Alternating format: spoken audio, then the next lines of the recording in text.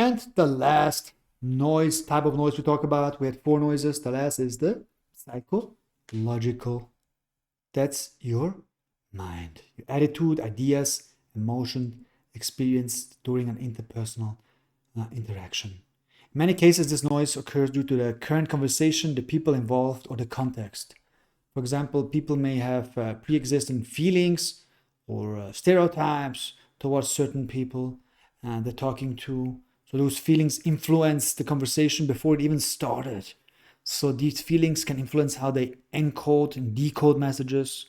People also may feel strongly during comments made during that conversation. For example, also a listener can stop thinking about an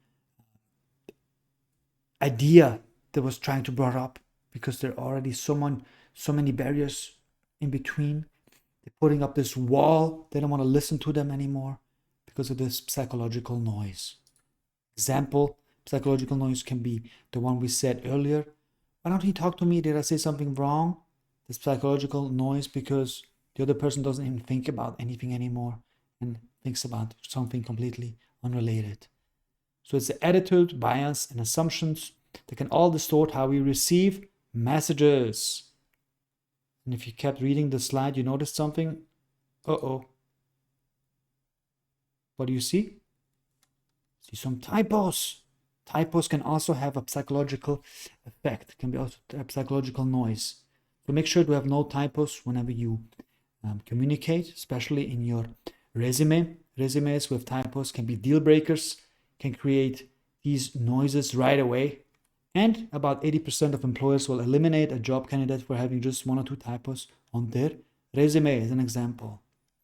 Also, emotional hijacking. If your emotions get in the way of thinking objectively about a certain subject, you can be emotionally hijacked. All this noise comes up. How do you feel at the moment? The emotion that comes up during that conversation can get in the way of encoding and decoding the message, can get in the way of being that active listener, can get in the way of critically thinking and having high emotional intelligence, which is the next topic. The thing is, this is through a filter of lifetime experiences. Okay, depending where you grew up, your culture, what you've been through, everything you talk with people is filtered through this lifetime of experiences.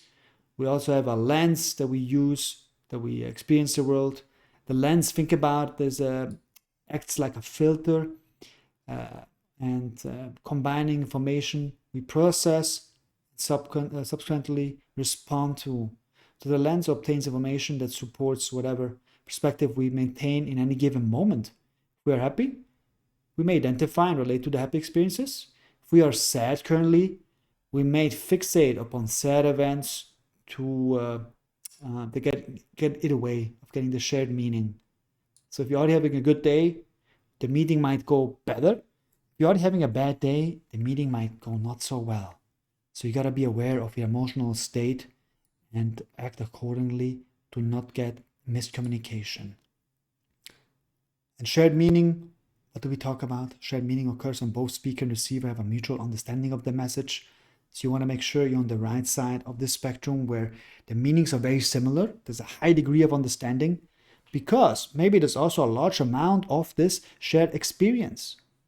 So if you are your siblings maybe have a large amount of shared experience and you use slang, jargon, insiders that you always talk about, your meanings are usually very similar. But then you bring those insiders that you talked with your siblings to a new friend that you just met. You have little shared experience on the left side. You have little shared experience. There's some misunderstanding. Even though you said one word, you meant the other. Meanings can be not similar, dissimilar. So be aware of that. To a recap, physical noise, external noise. Physical barriers, problem with medium channel used, distracting visuals and sounds. Physiological, that's your body. If you have hearing problems, illness, memory loss, stuttering, it's all physiological, your body. Semantics, different meanings to the same words or phrases.